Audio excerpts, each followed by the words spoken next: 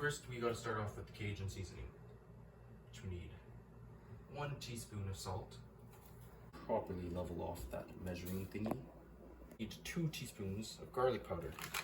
Now, the label has been worn off, but I'm pretty sure this is garlic powder. And 2. Now, we need 2.5 teaspoons of paprika.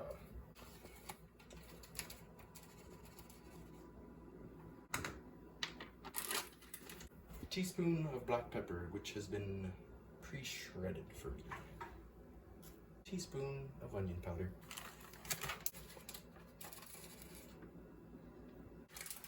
Next is my favorite, the cayenne pepper. We will need 1 teaspoon of it. Or 2 half teaspoons. Next is the oregano. We will need 1.25 teaspoons.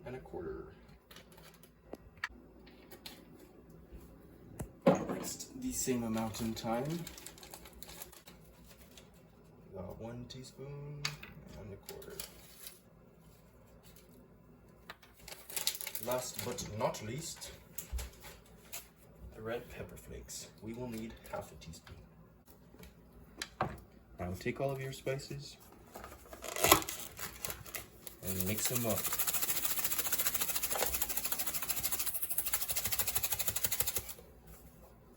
You should get a beautiful mango-ish, ready, orangey spice mix. In order to increase the healthiness of this recipe, I've substituted the original lard for extra virgin olive oil. We will need 1 tablespoon for your pan for the chicken. So, we got our Canadian chicken here, raised on Canadian farms. We're gonna use 2 breasts.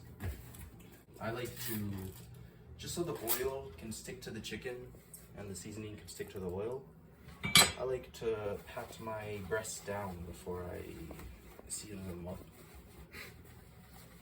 Just a quick paper towel will do. Make sure to get into the little crevice. You gotta smother your chicken in the olive oil. Make sure you wash your hands before doing this. I know I did.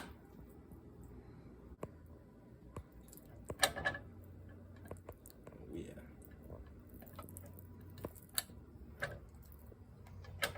Now, simply take your spice. Make sure, obviously, to only rub your chicken with 1 hand so you can handle other things. But sprinkle that stuff on just a little bit at a time, because we will make sure it gets everywhere. This is a very hands-on recipe, so if you're scared of salmonella, get vaccinated. Make sure not to heavily coat your chicken, or else you will get extremely salty chicken. Make sure not to forget the crevice. Sometimes I like to put a little extra flavor in the crevice. Give it a slice. This way it'll cook evenly. And you even have about enough seasoning for maybe 2 or 3 more chickens.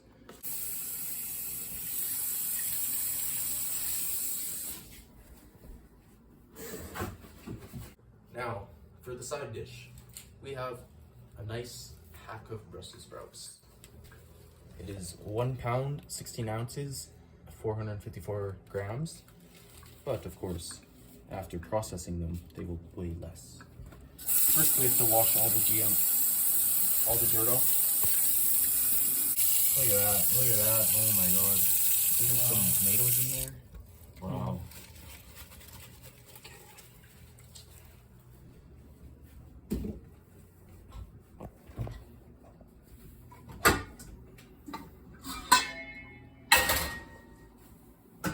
Very careful with your knives, they can be very sharp. Chop the stalk, take a layer off.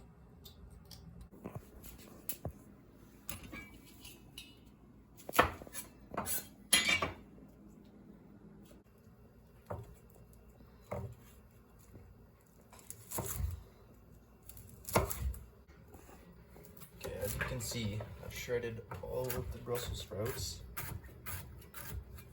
without cutting my finger off. So now what we need to do is turn on the heat for the stove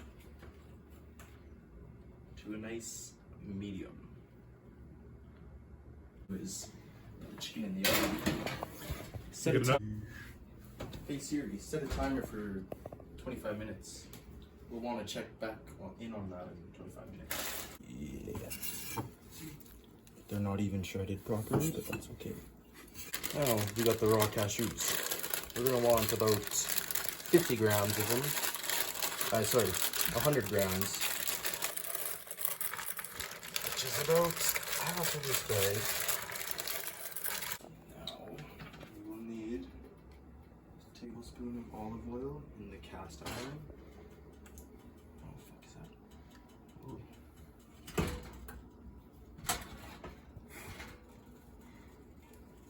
And since we have a lot of Brussels sprouts, we're gonna put another tablespoon just to make sure they all get crispy. So since we have an extraordinary amount of Brussels sprouts, we're gonna up the amount of bacon to about half the package. This is also only 375 grams, so it's not a lot of bacon. It's much easier with frozen bacon, but this will make do. Okay, now we take the bacon, pop it in the supposed to be hot pan. You see your oil starting to get hot. Toss your broccoli sprouts in. Brussels sprouts. Just commenting on the smell.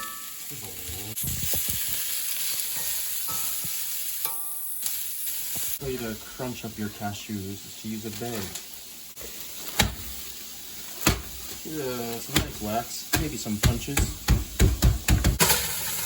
The cast iron is quintessential in this recipe for the broccoli, as it retains its heat a lot better than a traditional pan. The bacon's coming along nicely. Let's take a look on our chicken.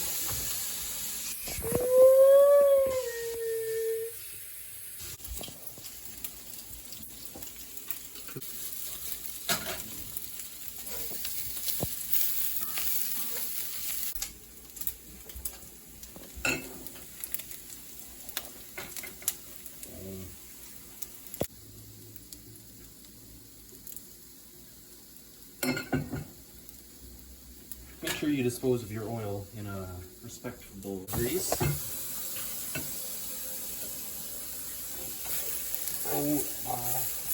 Right there. So now, boom, got our bacon, and we're also going to toss in our nuts. And we're going to give that a good stir. To stave away some of the bitterness of the Brussels sprouts, we're going to use balsamic vinegar of Modena. 1 tablespoon.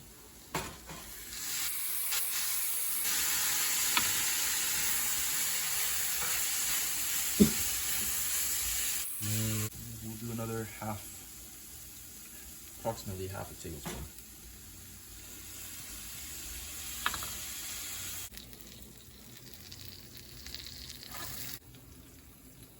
Bing, bing, bing, bing, bing, bing, bing.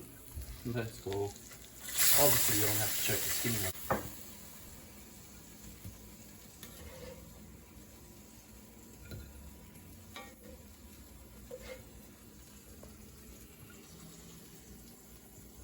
A meal even Aunt Jemima would be jealous of.